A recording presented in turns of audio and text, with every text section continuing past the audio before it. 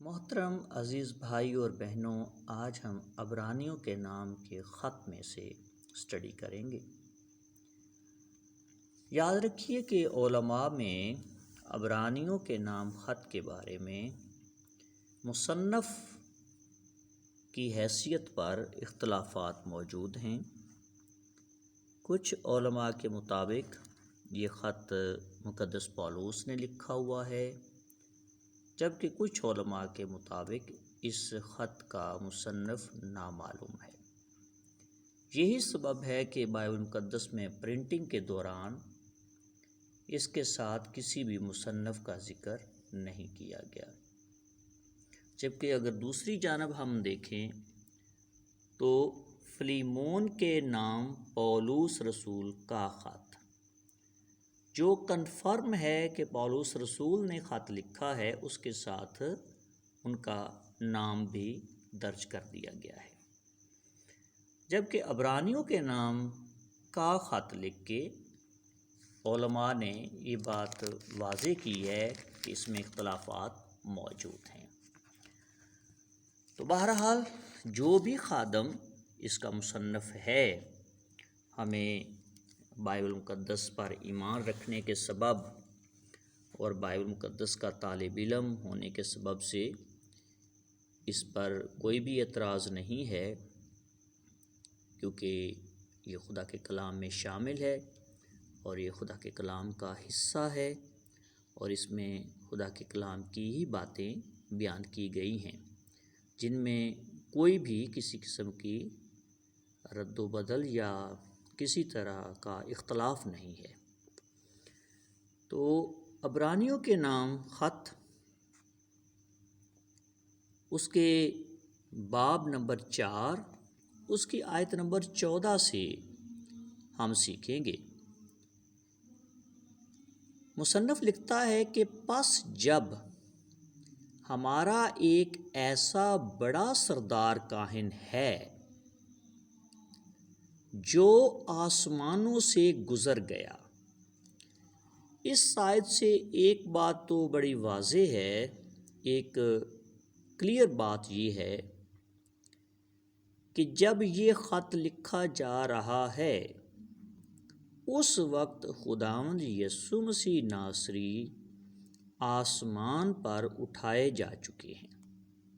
یہ کنفرم ہے۔ ان حوالہ جات سے اور دیگر حوالہ جات سے یہ بات کنفرم ہے کہ جب یہ عبرانیوں کے نام کا خط لکھا گیا ہے تو اس وقت خداوند یسوع مسیح ناصری بدنی صورت میں، بشریت صورت میں زمین پر موجود نہیں ہیں، بلکہ آسمانی بدن میں آسمان پر موجود ہیں۔ تو اب اگر اس خط کو پڑھتے ہوئے کہیں پر خداوند یسوع مسیح کے بارے میں صیغہ حاضر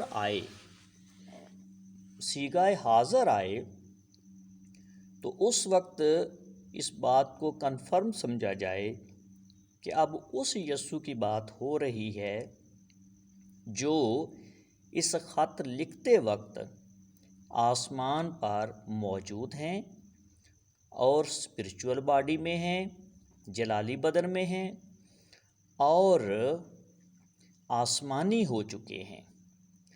پہلے زمینی تھے، لیکن زندہ ہو جانے کے بعد وہ آسمانی ہو چکے ہیں اور آسمانی بدن میں ہی ہیں، کیونکہ زمینی بدن آسمان میں نہیں جا سکتا۔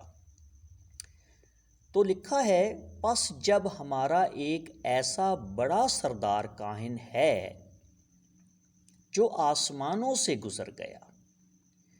اب بائبل مقدس میں ہمارے پاس 3 آسمانوں کا ذکر ہے، جبکہ اگر جیوش لٹریچر پڑھا جائے تو اس میں 7 آسمانوں کا ذکر ہے۔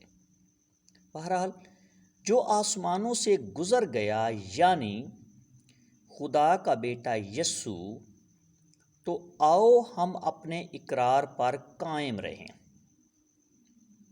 یہاں پر مصنف کہتا ہے کہ خداوند یسوع مسیح ناصری ہمارا سردار کاہن ہے۔ میرے عزیزو، آپ میں سے جتنے بھی کلام مقدس سے واقف ہیں، وہ جانتے ہیں کہ سردار کاہن زمین پر لاوی کے خاندان سے تھا اور وہ خدا تعالیٰ کے سامنے قربانیاں گزرانتا اور ہدیہ جات پیش کرتا تھا، جبکہ اس حوالے میں جو سردار کاہن کے بارے میں ہم پڑھ رہے ہیں یہ یہودا کے قبیلے میں سے ہے، اور یہ سردار کاہن زمین پر سردار کاہن نہیں ہو سکتا بدنی صورت میں۔ انسانی جسم جو گوشت اور خون ہے اس حالت میں، یعنی جی اٹھنے سے پہلے یہ سردار کاہن یعنی یسوع مسیح زمین پر کہانت کے فرائض انجام نہیں دے سکتے تھے اور نہ ہی دے سکتے ہیں، کیونکہ اب بھی جی اٹھے بدن میں بھی وہ یہودا کے قبیلے کے ہی ببر ہیں اور داؤد کی ہی نسل ہیں۔ پھر لکھا ہے، پس جب ہمارا ایک ایسا بڑا سردار کاہن ہے جو آسمانوں سے گزر گیا، یعنی خدا کا بیٹا یسوع، تو آؤ ہم اپنے اقرار پر قائم رہیں، اپنے اس عہد پر اقرار پر جو ہم نے خدا میں یسوع مسیح کو اپنا نجات دہندہ مانا ہے، اور بیپٹائز ہوتے وقت جب ہم نے اقرار کیا اور نئے سرے سے پیدا ہوئے تو اس بات کو یاد رکھیں اور اس میں قائم رہیں، کیونکہ ہمارا ایسا سردار کاہن نہیں جو ہماری کمزوریوں میں ہمارا ہمدرد نہ ہو سکے، بلکہ وہ سب باتوں میں ہماری طرح آزمایا گیا تو بھی بے گناہ رہا۔ اب یہی بائبل مقدس جو آپ کے سامنے ہے، جو آپ بھی پڑھتے ہیں میں بھی پڑھتا ہوں، اسی بائبل مقدس میں لکھا ہے کہ خدا کو کوئی بھی آزما نہیں سکتا، یعنی کہ خدا کی آزمائش نہیں کی جا سکتی، جبکہ یہاں پر اس آیت میں لکھا ہوا ہے کہ وہ سب باتوں میں ہماری طرح آزمایا گیا، یعنی جیسے ہر انسان ہر بشر کی آزمائش ہوتی ہے۔ اب آزمائش دو طرح سے ہوتی ہے، اس کی ڈیٹیل میں نہیں جاؤں گا، تو مصنف کہتا ہے کہ وہ بالکل ہماری طرح آزمایا گیا۔ اب بہت سارے لوگ پریشان ہو جائیں گے میری یہ بات سن کے، چونکہ علمی طور پر ہمارے ہاں بہت زیادہ کمی ہے، بس میں خدا پر بھروسہ رکھتا ہوں کہ یہ بھی کمی دور ہو ہی جائے گی۔ ہماری طرح آزمایا گیا تو بھی بے گناہ رہا۔ اب مثلاً ہمیں جو ہے ہماری فطرت میں دو طرح کا رجحان ہے، نیگیٹو اور پازیٹیو۔ ہماری اندر سوچ پیدا ہوتی ہے کہ تو چوری کر لے چوری۔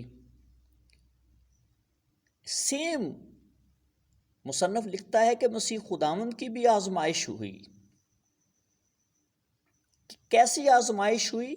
کہ وہ گناہ کرے، خدا کے حکموں کو توڑے، اس طرح کی آزمائش ہوئی تاکہ وہ گناہ گار بن جائے، وہ کوئی ایسا کام کر بیٹھے جس طرح میں اور آپ ہم سب کو شیطان کی طرف سے کوئی نہ کوئی موٹیویشن آتی ہے، وہ پرووک کرتا ہے کہ ایسا کر، یہ کر، وہ کر، تو اسی طرح معاشیہ کو مسیح خداوند کو بھی پرووک شیطان کرتا رہا تاکہ وہ گناہ کرے۔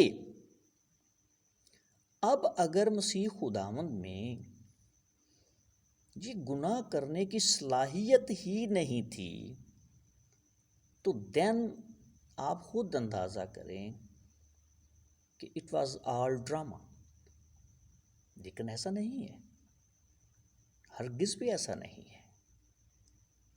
وہ صلاحیت رکھتے ہوئے ان تمام صلاحیتوں پر غالب آئے ہیں۔ تبھی تو مکاشفہ میں مسیح خداوند کہتے ہیں کہ تم بھی غالب آؤ جیسے میں غالب آیا۔ وہ سب باتوں میں ہماری طرح آزمایا گیا۔ اب کیا خدا کی آزمائش ہوتی ہے؟ خود فیصلہ کریں، خدا معاف کرے۔ کیا خدا کی آپ آزمائش کر سکتے ہیں؟ شیطان آزمائش کر سکتا ہے کہ تو ایسا کر، اے خدا تو ایسا کر، اے خدا تو یہ گناہ کر، اے خدا تو یہ کر۔ یہ آزمائش تو انسان کے لیے ہے، لیکن ان تمام کے باوجود مسیح بے گناہ رہے۔ یہ ہے اصل فلسفہ اور اصل بات کہ شیطان کو مسیح نے کیسے اپنے پاؤں تلے کچلا، کہ شیطان کی طرف سے پرووکیشن ہوتی رہی، وہ پرووک کرتا رہا، تحریک دیتا رہا، لیکن آل دا ٹائم ماشیخ یشوع کرسڈ ہم، ڈیفیٹڈ ہم، ماشیخ نے اسے شکست دی۔ سب باتوں میں ہماری طرح آزمایا گیا، لہٰذا چونکہ وہ سب باتوں میں ہماری طرح آزمایا گیا ہے تو وہ ماشیخ جانتا ہے کہ شیطان کیسے لالچ دلاتا ہے، شیطان کیسے چوری، زناکاری، بدکاری، دیگر تمام گناہوں کے لیے ورغلاتا ہے۔ اور مسیح خداوند اس سچویشن کو جانتے ہیں، چونکہ وہ اس ساری سچویشن سے گزرے ہوئے ہیں، لہٰذا انہیں پتہ ہے کہ اب ہماری ان حالات میں کیسے ہماری مدد کرنی ہے، وہ کیسی کنڈیشن ہوتی ہے۔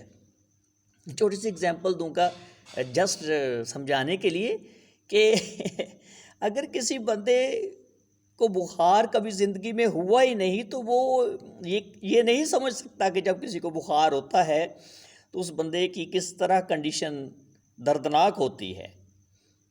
تو یہاں پر ماشیخ ان تمام صعوبتوں میں سے، آزمائشوں میں سے گزرے ہیں، جیسے ہم انسانوں پر یہ آزمائشیں آتی ہیں۔ اور یہ آزمائشیں یہ نہیں دکھ، تکلیف اور مصیبت اور لوگوں کی طرف سے ٹھکرایا جانا، یہاں یہ بات نہیں ہو رہی، بلکہ یہ ایسی آزمائش ہے جو گناہ کی طرف لے جاتی ہے۔ اور اس آزمائش میں سے ہمارے مسیح خداوند بے گناہ رہے،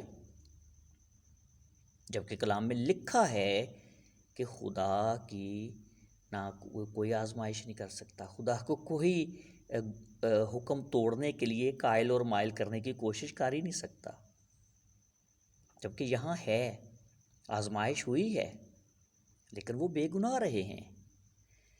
بس آؤ ہم فضل کے تخت کے پاس دلیری سے چلیں تاکہ ہم پر رحم ہو اور وہ فضل حاصل کریں جو ضرورت کے وقت ہماری مدد کرے۔ اب یہ سارے حوالے یہاں تک ہم آگے پڑھیں گے، لیکن نیکسٹ ویڈیو میں خداوند آسمانی باپ آپ کو حکمت اور دانائی بخشے کہ خداوند یسوع مسیح ہماری طرح آزمائے گئے، لیکن وہ بے گناہ رہے، اور انہوں نے شیطان کو، اس کی موٹیویشن کو، اس کے پرووک کرنے کو، تحریک کو، ہر ایک بات کو اپنے پاؤں تلے کچل کے رکھ دیا اور فتح مند ہوئے۔ خداوند آسمانی باپ کی تعریف مسیح خداوند کے وسیلے سے تا ابد ہوتی رہے۔ آمین آمین۔